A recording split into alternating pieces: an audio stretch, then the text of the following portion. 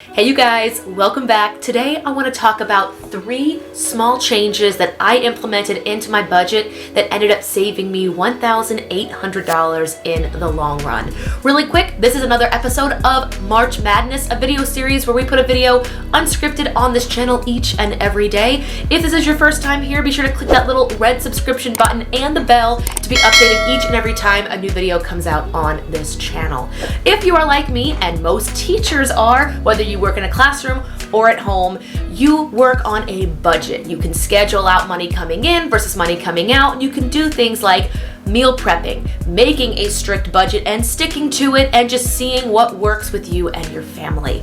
For me, towards the end of 2020, I took a look at my finances, did kind of a self-audit. My husband and I were figuring out what things we were going to do in 2021, what goals we could figure out, and what things we could slowly work on even though we were still in quarantine. Honestly, this was just something to look at doing so I wasn't sitting home bored every day like we had been doing in quarantine. Well, outside of teaching, but that's a whole different story. Doing this self-audit, I figured out there were a couple expenses I really didn't need, things I could swap with other things, and I was just curious if I could change 3 things. Could it be enough to make a significant impact on my budget? So there are 3 things I took out of my budget to help me save $1,800. If there's anything you found in your family's budget or your personal finances that helped you save money, let me know down below in the comment section. I would love to hear what worked for you. This is personally what worked for me, but everyone's situation is different. So without any further ado, 3 changes that saved me $1,800. The first one on my list was manicures. Before the pandemic, I would go to the salon every month and I would get a set of dip powder gel manicures. I got them because they would never chip. I could do everything in my day-to-day life. I could teach, edit, play instruments, do anything I needed, and they would not chip until I went back and got a new manicure done. They were my real nails. They were not acrylic, but they worked well for me and my schedule. Enter the pandemic and I stopped going. I want to say it took 3 or 4 months for my natural nails to grow out, but then I went on to YouTube and I searched tips and tricks for manicures, and I now know to set aside an hour minimum. I can do my own nails. They won't be perfect. They will still chip after a few days, but in the long run, it saves me $50 a month. That in and of itself could be money that I could put towards our mortgage or our car payments, and honestly, the only people seeing my manicure right now are the kids I teach in school, my cats, and my husband. So there are no pressing needs. I'm not speaking anywhere. I'm not really showing off my hands in other places. Typically, if I had speaking engagement, parent-teacher conferences, or just things I needed to feel professional put together, I would do this. But this was a simple, easy change. Again, I looked up YouTube videos. I would use my fan right here. When I do my nails, I will light a candle. I'll usually have my hair up in a mask or something. I will do my nails. I have a set of videos to watch, turn the fan on and dry them, and I know to sit for at least 30 to 45 minutes so they can dry, or I will do them at night before bed. So I'll paint my nails and then go straight to sleep, make sure everything is set to go to bed, so they have 8 hours to dry without me using my hands. So number 1 on my list are manicures.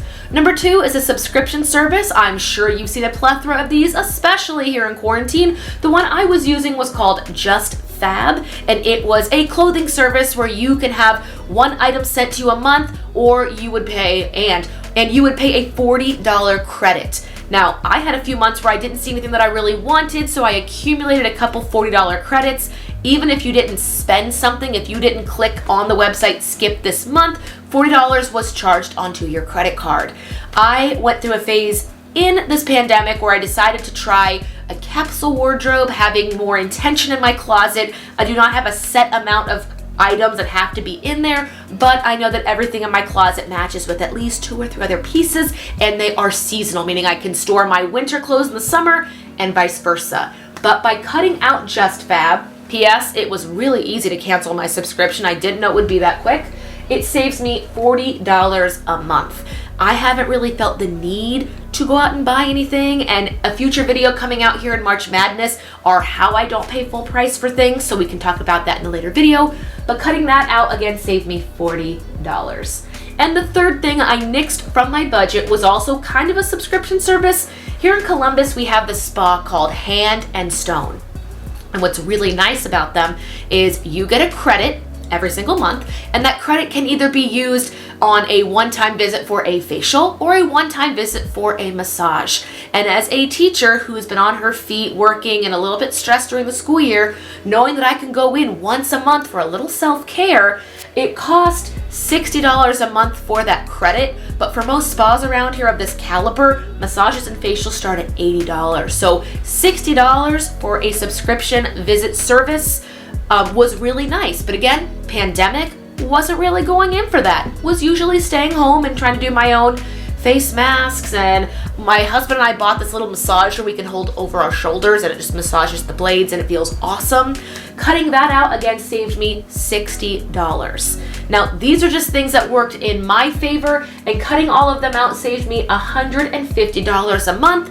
Times that by 12, and I am saving $1,800 a year. Now right now I am personally putting that money towards the principal of my mortgage, meaning every month my husband and I pay our mortgage together, and then after that mortgage payment is done and set, I can go in and make an additional payment, and that additional payment is only on the principal. So I'm not paying interest, I'm not paying escrow or anything extra on my property taxes. That's all set in the once a month auto draft that pays our initial mortgage payment. So just this alone is an extra $1,800 a year.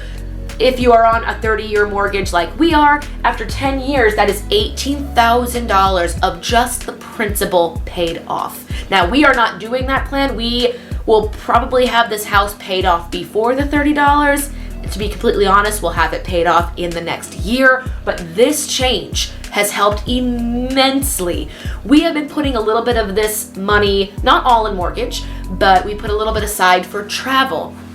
As you know, in previous videos, I talked about how we did not get to go on our honeymoon, and the trip itself has been postponed till June of 2021, but our flights had to be reimbursed. We are putting us a little bit money, we're just putting a little bit of money aside each month to pay for future flights. And if we do a road trip instead, or we want to go stay somewhere, we have a little savings account just called Future Travel, and we can dip into that as we need.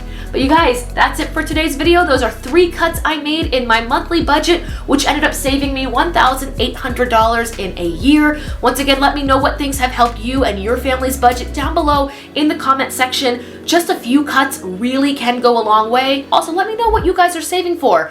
If it's like me and travel, I want to hear all about it. And if it's not about travel, I also want to hear all about it. Guys, thanks for watching this video. Give it a huge thumbs up, and I will see you tomorrow. Bye.